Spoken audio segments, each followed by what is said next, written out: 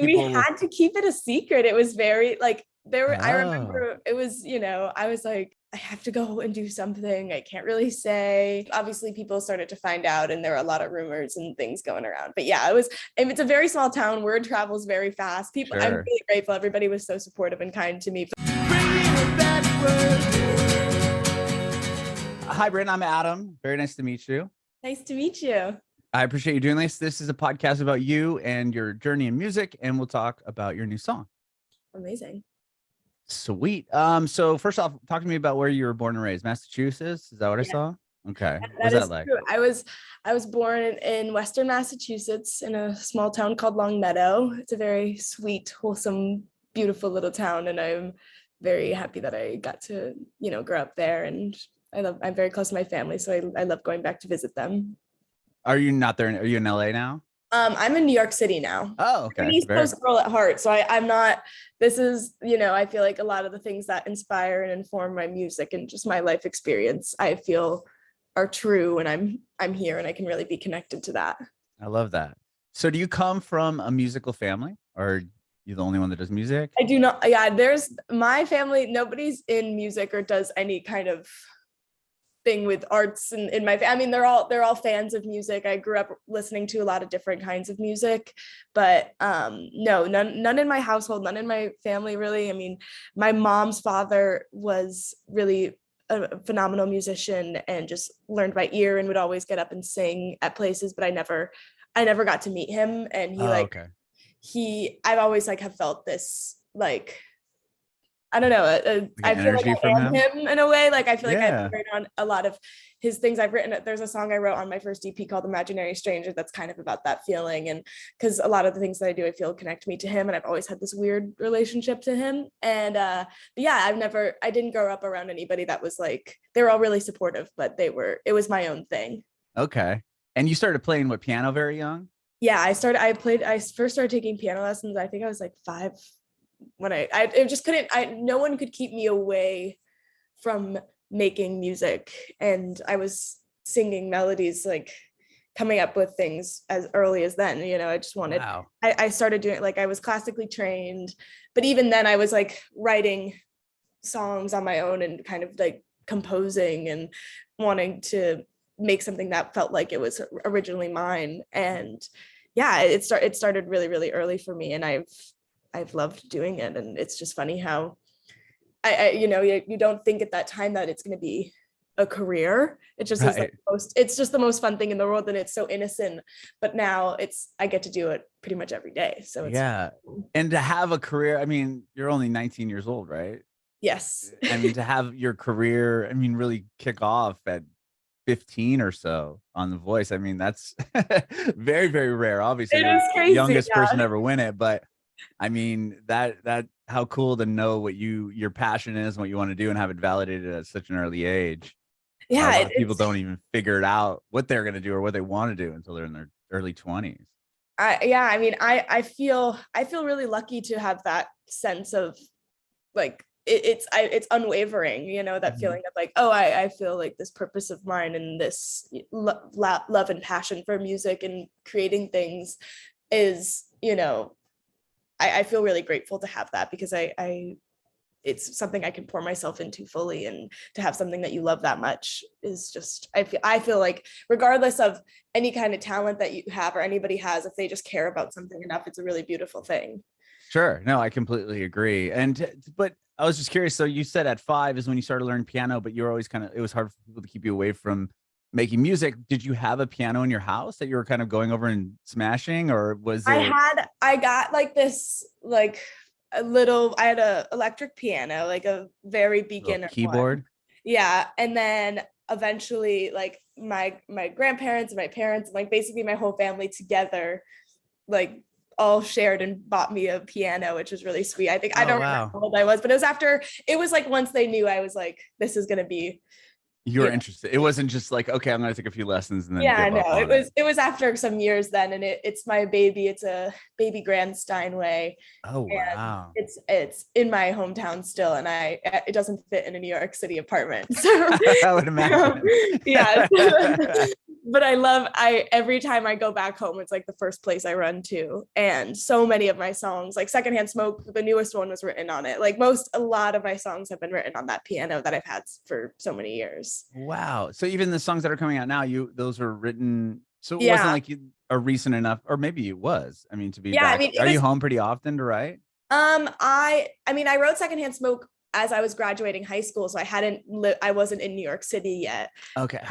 So I was still living at home. Yeah, Yeah. wow. Okay. Well, how do you get then? So you're singing, you're playing piano, and then are you just doing that through? Are you in voice lessons, or are you at chorus choir and stuff, like when you're going through kind of the grades, elementary school and the middle school? And I had a vocal coach that was local in town, and he kind of really taught me how to take care of my voice, which is so crucial now, and I use a lot of those techniques and things like that. I was in choir, I was in music class, but I kind of honestly, like, I not to say I hated it, because I didn't fully hate it, but I don't love being forced to do music in that way, where it's like I was just like, oh, like, just put me in this music room and take all the rules out and let me just play. I was really always frustrated, because also, like, to see other kids, I went to public school, and so, it's just chaos, and to have a lot of the people that were there don't even care. right. So I was always very frustrated in my music classes, and and even in choir, I was like, oh my gosh, like, what do we, I didn't, but I did it because I couldn't not be involved in it. And but I was really passionate in kind of like middle school. I helped like run the talent show. Oh, wow. That was kind of like informed my love for being behind the scenes and being part of like making a performance. And I like played guitar and piano and ukulele for like 7 kids in the thing, and like did like 2 performances myself. I was running sound, and I was like helping stage manage of like getting the people. I don't know how, I think I have a bit of a control problem, but like, sounds like you're trying to orchestrate everything. I know. I was like, oh yeah. I mean, it was me and like a bunch of kids, but I was like really serious. I was probably really annoying, but I had so much fun doing that. And I did, I like went to a theater camp. Like, it wasn't like a real theater camp, but when I was young, I mean, it is a real theater camp, but it's not like, it wasn't intense. It was a very sweet local place that I did like a 1-week theater camp every summer. And I even there, and I was really young, I loved being backstage and like, figuring out the inner workings of the theater, the lights, all those kind of movements of getting the behind the scenes, which now is like basically reflects to the process of making a record and doing all that. But yeah, I love to direct. I think I was a very bossy, sassy child, and I really wanted to like tell other people what to do. You knew what you wanted. Yeah, I knew what I wanted, and now it works for me now. I found a space where I can do that. That's healthy. Sure. Well, do you feel like when you go into the studio or something, like even for Secondhand Smoke, for a song like that, like, are you able to, do you enjoy the kind of the behind the scenes? I mean, if you wrote the song and just you and the piano, yeah, it's like you added all the production and everything. Are you really heavily involved in all of that? Yeah, I'm very involved. I have a lot of like, I love production. I would love to be able to like produce on my own one day. The only thing that's blocking me right now is the fact that I am really impatient when it comes to computers and technology, and I try, but I can't figure it out. And I'm really lucky to have friends and great collaborators that I can lean on, and we kind of bounce off of each other, and just working with people like that and having another ear, it's really great. So I don't know if I'll fully do something by myself, but I do love the production side of things and building a song and having like 90 different versions of it where your brain is spinning. I'm still going through it right now. It's like, it's never ending, but it is like the most beautiful process to bring a song to life, and then it clicks and then you're like, okay.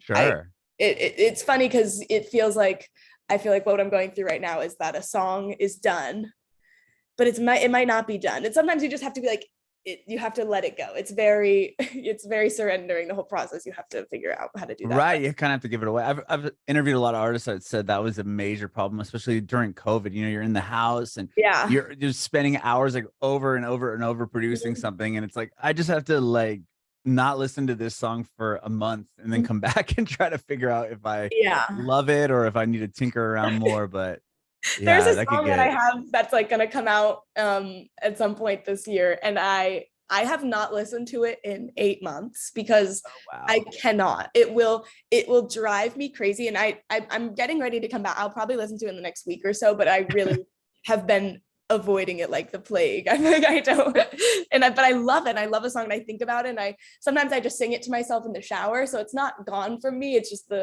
you just need to distance yourself sometimes. Sure. Is it because it's something that you hold really dear to you as far as like the meaning or lyrics or anything behind it, or is it just happens to be a song that you're like, I know this is really good, It's one of but I those want that to keep tinkering with it? yeah, it's one that has gone through a lot of changes and a lot of versions, and so there's so many different versions of this song, and like Okay. I've rewritten it like 8 times, and so I'm like it's just a chaotic mess in my brain, but it's gonna be great when I listen to it again. All right. I love it. So you were kind of discovered for The Voice. I don't want to spend a whole lot of time on The Voice, but I know it's big part of your journey.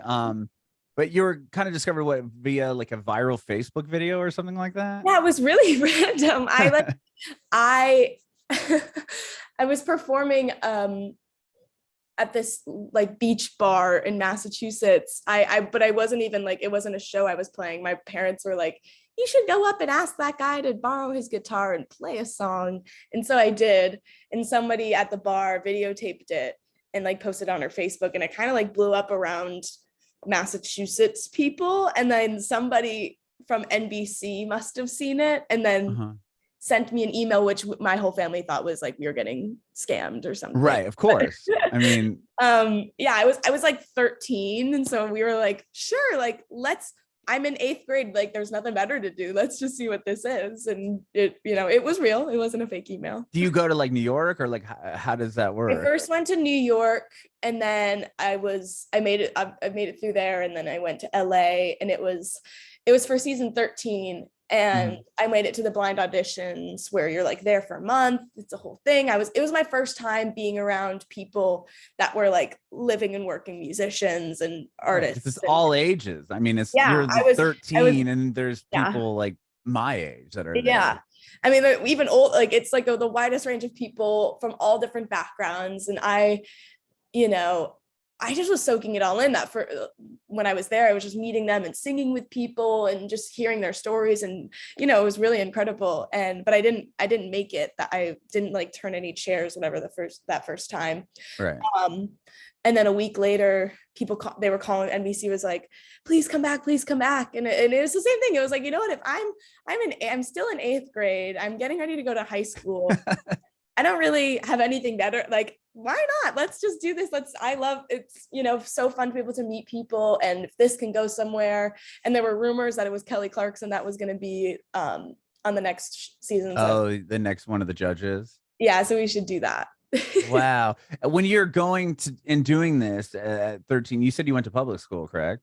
Yes. Was that like and that must have been the buzz of the town, right? I mean, like, It oh my was, gosh, like Brynn's gonna be on The Voice, and where we people. had to keep it a secret. It was very like, I Oh, remember it was, I was like, I have to go and do something. I can't really say.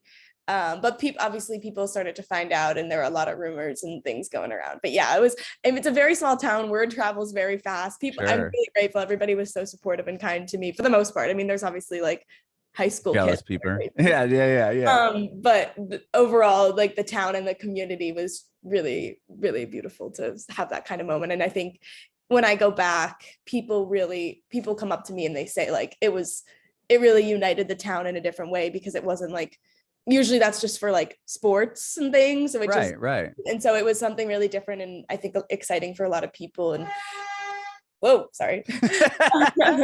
Yeah. Yeah, it was just really fun. And yeah, very sweet. When you came back, I mean, to win it as the youngest person ever to win it, and then have the chairs turned and all that stuff. Mhm. Going back the second time, did you feel like when you came home, because you came home and you're still in high school, right? After the Yeah. competition's over. Was Mhm. that weird going back to the school where you must have been treated a little bit different than the first time? Because at this Yeah. point, it's like you've been on TV, you won the Yeah. whole thing, you got a record deal out of it, I believe, and a Mhm. bunch of stuff kind of comes with winning the whole show. Yeah. It was like the strangest time of my life. You know, I was a Right. freshman in high school. I don't know, I was dating someone at the time and I was going to a prom, and like I was still at public high school. They didn't know what to do with me. They were just trying to make it work. I like, you know, They're like, this girl's gonna have some of his Instagram followers and people bugging her like autographs. some people were like treating me like I was Beyonce, and I did not like, it's like, it's not, it's okay. It's really, we don't need to be doing that. But everyone was just trying to look out for me. But yeah, it was definitely like, I also, you know, you win and there's a lot of, you know, things that you can get held up by with the deals that you sign on to before even making it on the show that I can't really get into, but right. Yeah. It comes down to contracts and releasing songs and stuff. All I wanted to do was make music and put out music. And it felt like that first 6-8 months, I couldn't really do anything but talk about what winning the show. And I was like, I don't really know. It's happening. I don't really, and I was 15. Like I mean, I'm 19 now. It's not that big of a difference, but I feel like, but yeah, there is a big difference between 15 and 19. Yeah, definitely. And I was just really trying to, I don't know. I was really taken away from the kids my age and high school life. And I was really taken out of that. I went to online school after that, but I was gonna ask, did you? I would imagine you probably just went to like a homeschool situation. It just because I would have only because I wouldn't be able to be in a class, and I didn't want to, you know, I enjoy school, so I just didn't want to be missing out on that. Yeah, it was a very, very, very strange time, and it wasn't I can't say it was the happiest, only because the things that I really wanted to do, I was legally blocked from doing it. So it was a very interesting era. Yeah. So when did you start writing songs? Was it before? I mean, you said you've been writing songs forever, but when you started, like when you went into The Voice, had you already sat down and were like, okay, I have some songs that I've written? I mean, it sounds like when you got out, you wanted to release stuff, but obviously contractually you can't. Yeah. Was that something you were already practicing prior to being even on the show? Yeah, absolutely. I had been writing so many songs, like since I was like 12, I had really like started writing like real music. I mean, it wasn't great, but it was something. But when you're on that, you can't play and release original songs on The Voice. That's one of the rules. So, or else you have to like give away all the rights to whatever. But right. So I didn't really do that. And I was also just I was really focused on each performance on that show. I was like helping design the stage. I was like really heavily involved in a way that they have never had an artist before. And that's partially because Kelly let me like in on those conversations that happened. So I was like literally designing, like sketching stage and being like, let's do this and let's do this. And so I was really focused on that and not writing while I was on the show as much, but only because of time. And I also had to do school while I was on the, so it just was a whole thing. But yeah, there was a lot more writing came after. I was always doing it, but it was just, yeah. But yeah, you kind of have to, I would imagine just being overwhelmed with not only the show, but then everything that came after, right? I mean, you go on tour with Kelly Clarkson. Yes. And was she somebody that you were like a huge fan of prior to even having her chair turn around or whatever, even knowing she was on the show? Yeah, I mean, I grew up like screaming her songs in the car with my mom. Like my mom is really big into like powerhouse vocals, like Mariah Carey, Kelly, Amy Winehouse, Adele, all the girls. Like that's like what she really made me love that kind of music as well. And so yeah, we were huge Kelly fans. Like and just meeting her and knowing her as a person and an artist and a mentor and friend, like she's just kind of, I really, really lucked out with having her in my life, and I am grateful for that every day. So she's just the best, and having that moment and having her understand what I was going through at a level that most people wouldn't was really helpful for me at 15, especially. Yeah. And you've obviously still kept in contact with her. You played the new song on her show, and that's so cool to kind of keep that relationship going. Yeah. She's like family. We love her. So you're doing these tours. Obviously COVID happens. That must have been not only a tragic thing for everybody, but you just won the show, and then you're getting all this, you're doing a Kelly Clarkson tour, and then everything shuts down. Like it affected everybody, but I mean, as far as Yeah. your career goes, like how did you must have felt pretty defeated at that point? Like you're like, I'm riding this high, and it's like, well, are we ever going to play shows anymore? Or like, Yeah. what's I the mean, status of music or whatever at that point? yeah, I mean, the Kelly tour was the beginning of 2019. At that point, I was like, I had signed to Atlantic Electra Records, and I instantly I started writing so much music with them, and meeting writers and making these trips to LA, Nashville, New York, and right before COVID, like end of February 2020, I did a trip to London. And there I met these people and I wrote these songs, and it literally was like 10 days, but it really became like something unlocked in me there, and with the collaborators that just like really began to feel like the next thing. And I was like, oh my God, like we had already written the EPA had already written. Oh And wow, so that was already done yeah, based on your story. Okay. instantly I got to writing. I was writing on the Kelly tour a lot. Like there was a lot of things that were going on instantly just because I had so much to say.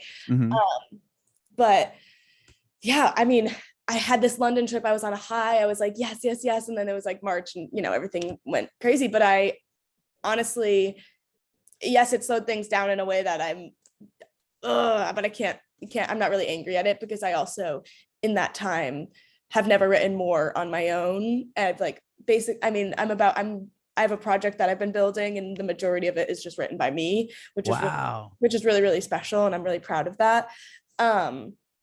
So I had these foundation songs that happened in London, and then I went from there, and it just was so real to me what had to happen. I just went and finished the world myself, and with the help of like the people in London, like the two guys I loved in London, and a friend in LA who, these three collaborators that I adore them. Yeah, you wrote with Ben Abram, right? Yes, I've interviewed him. He's super cool. Yeah, oh my gosh, we met in LA when I was writing for the EP, in Hollywood, and that was the first song, the first time we ever met. We wrote If I Could, and he's just the sweetest man ever, and so talented. And I remember that day I just wanted him to keep singing, because I was like, oh, you keep going, like I like your version of this song. His voice is insane. He's so talented. he's super cool. Great person. So when it comes to this, let's talk about the most recent song then. So with Secondhand Smoke, you talked about that song was written on the piano at your house growing up. Yeah, it was. I was getting ready, it was like a month out of me graduating high school. Everything's kind of like coming to an end in your childhood at this point. I mean, COVID kind of, what it did that was really beautiful was that I was no longer traveling.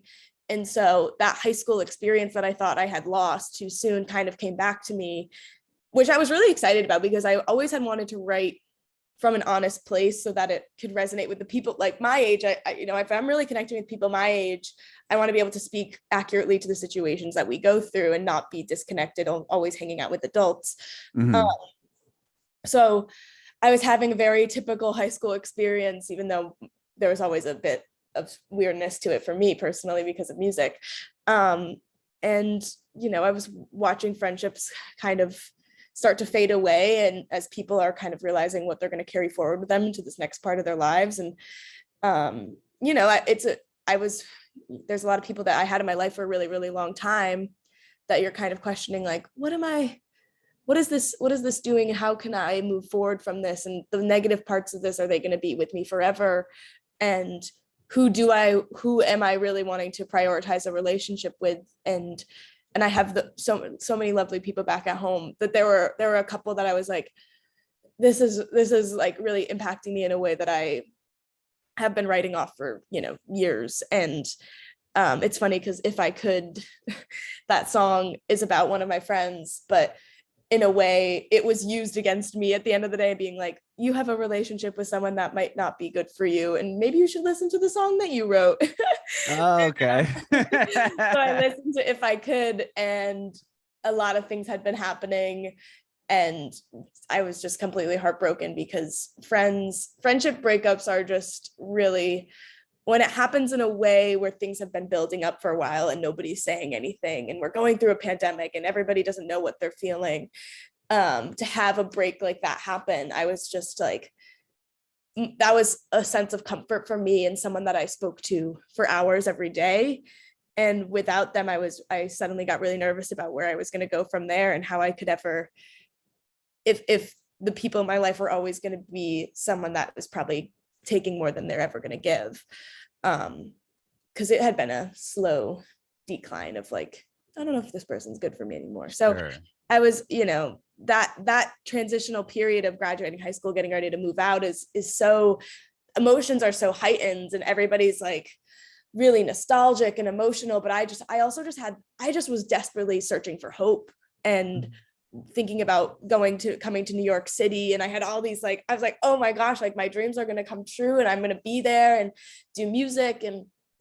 But I was, there's that little creep of fear that was coming through, like, will you ever shake these habits that got you to where you are right now? Which we're finding out it's not a linear growth. It's not linear. But yeah, I wanted to write something where I felt like I was telling myself I would be okay, even if I was scared.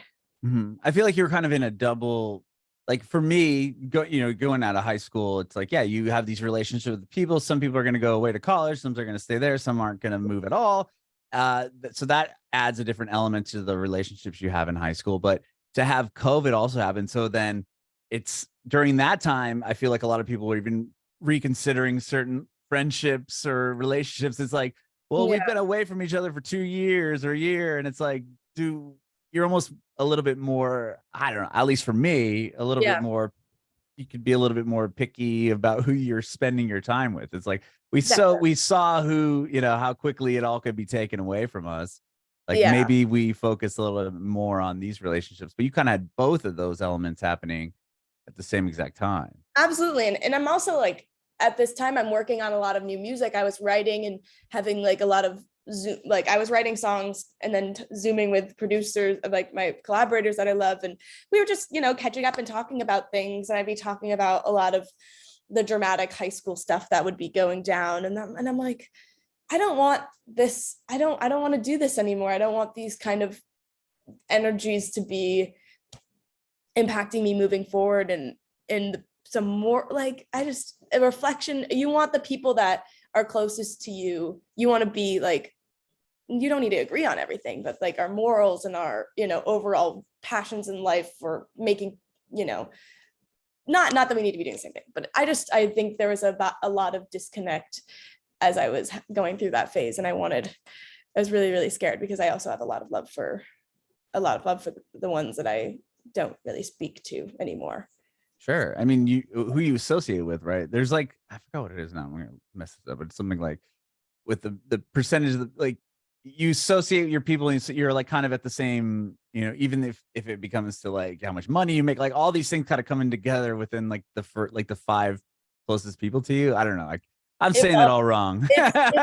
You want to know, I wasn't going to say it, but it was kind of when COVID was kind of lifting, I did a trip to LA and just worked with one producer named Keith Varon, and he's phenomenal. We've written a lot of songs together. And he said to me, and it's not the truest statement, and he knows it too, but sometimes you have to wonder, like, if the 5 people closest to you are kind of a reflection of you, how do you feel about that? And I remember he asked me that, and I was like, I don't know how good I feel about that right now.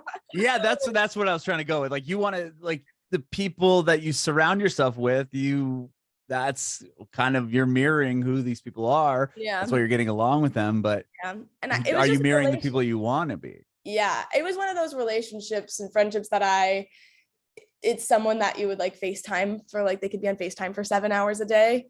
But they would like just be complaining for 7 hours a day about all the world and its problems. And when you're constantly talking to somebody about only things that are negative, it just gets in your brain and you just become negative. And if it's somebody talking to that much, it really impacts you in a way that you don't realize until you're out of it. And suddenly you have this 7 hours of your day that is no longer filled by this person, where you have to fill it with things that are going to be good for you. And that's kind of where Secondhand Smoke comes from. It's like, so the days seem longer, but I'm going to be better because of this, I think. Yeah, you're not certain. Is it similar? If you're something around somebody smoking, you're just breathing in all their their bad energy. And that's right. And I had it's so funny because, and this happens to me all the time. I had Secondhand Smoke written in my notes app on like just a list of lyrics and titles that I have for a long time. And I remember waking up one morning and I just like opened my phone. I was feeling like kind of about everything of my phone. That was like randomly the first thing I saw. And I was like, ran downstairs. That's such like a, like my family knows it's like the Brynn run when I'm like downstairs, grab the phone, run back up if I forgot it. I need to go. It was just like instant, like this is happening right now. Yeah.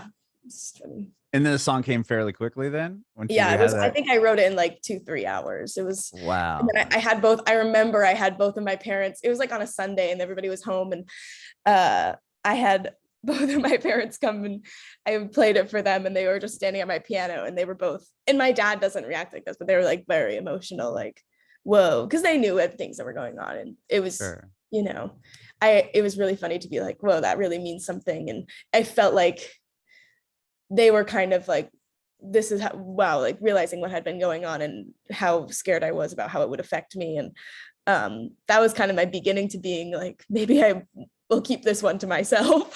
We're like, okay, I'm glad that's a good song, but maybe it's too much.